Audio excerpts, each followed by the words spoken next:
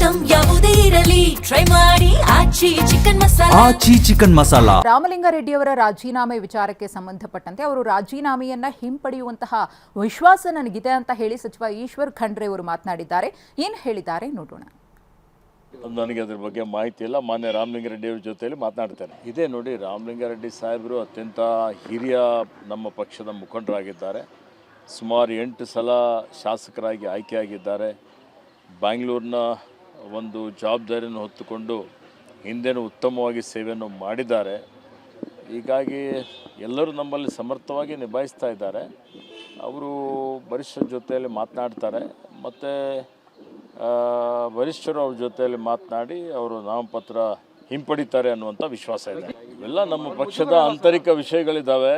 ನಮ್ಮ ಪಕ್ಷದ ವರಿಷ್ಠರು ಇದನ್ನು ಸರಿಪಡಿಸ್ತಾರೆ. ನೋಡಿ, ಖರ್ಗೆ ಸಾಹೇಬ್ರಿದ್ದಾರೆ, ರಾಹುಲ್ ಜಿಯವರು ಬರ್ತಾ ಇದ್ದಾರೆ, ಇಲ್ಲೇ ಮಾನ್ಯ ಸಿದ್ದರಾಮಯ್ಯ ಸರ್ ಅವರು, DK ಶಿವಕುಮಾರ್ ಸರ್ ಅವರು ಇದ್ದಾರೆ, ನಮ್ಮ ಪ್ರಧಾನ ಕಾರ್ಯದರ್ಶಿಗಳು ಬರ್ತಾ ಇದ್ದಾರೆ.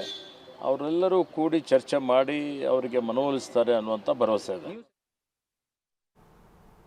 DK ಶಿವಕುಮಾರ್ ಅವರು ಸಂಘಟನಾ ಚತುರರಿದ್ದಾರೆ, ಅವರು ಎಲ್ಲರನ್ನೂ ಜೊತೆಗೆ ಕರ್ಕೊಂಡು ಹೋಗ್ತಾರೆ ಅಂತ ಹೇಳಿ ಲಕ್ಷ್ಮೀ ಹೆಬ್ಬಾಳ್ಕರ್ ಅವರು ಮಾತನಾಡಿದ್ದಾರೆ. 2-3 ದಿನಗಳಲ್ಲಿ ಈ ಎಲ್ಲಾ ಗೊಂದಲಗಳು ಕೂಡ ಪರಿಹಾರ ಆಗುತ್ತೆ ಎಂದಿದ್ದಾರೆ. DK ಶಿವಕುಮಾರ್ ಅವರಿಗೆ ಸೀನಿಯರ್ ಸವಾಲಾಗಿದ್ದಾರೆ ಅಂತ. ಖಂಡಿತ ಇಲ್ಲ, ಅವರು ಕೂಡ ಸೀನಿಯರ್ ಅಲ್ವಾ? ಅವ್ರಿಗಿಂತ ಸೀನಿಯರ್ಗಳ ಸವಾಲಾಗಿರೋದು ಯಾರು ಸವಾಲಿಲ್ಲ. ಇಲ್ಲಿ ಕಲೆಕ್ಟಿವ್ ಲೀಡರ್ಶಿಪ್ಪು. DK ಶಿವಕುಮಾರ್ ಅವರು ಸಂಘಟನಾ ಚತುರರು. ಇದನ್ನ ಎಲ್ಲ ಜೀವನದಲ್ಲಿ ಸುಮಾರು ನೋಡ್ಕೊಂಡು ಬಂದನೇ ಈ ಸೀಟ್ ಮೇಲೆ ಕೂತಿದ್ದಾರೆ. ಆದಷ್ಟು ಶೀಘ್ರದಲ್ಲಿ ಎಲ್ಲರನ್ನ ಮಾತಾಡಿಸಿ ಎಲ್ಲರನ್ನ ಜೊತೆಯಲ್ಲಿ ಕರ್ಕೊಂಡು ಹೋಗುವಂಥ ಕೆಲಸ ಮಾಡ್ತಾರೆ. ಇದು ಪ್ರಜಾಪ್ರಭುತ್ವ. ಅವರವರ ಇದನ್ನು ಅವ್ರು ವ್ಯಕ್ತಪಡಿಸ್ತಾ ಇದ್ದಾರೆ. ಮುಖ್ಯಮಂತ್ರಿಗಳ ಸ್ಟೇಟ್ಮೆಂಟನ್ನು ಕೂಡ ನಾನು ಮಾಧ್ಯಮದಲ್ಲಿ ನೋಡಿದ್ದೀನಿ. ಅವ್ರ ಜೊತೆ ಕೂತ್ಕೊಂಡು ಚರ್ಚೆ ಮಾಡಿ ಇದನ್ನು ಬಗೆಹರಿಸ್ತಾರೆ. ಖಂಡಿತವಾಗ್ಲೂ ಸುಗಮವಾಗಿ.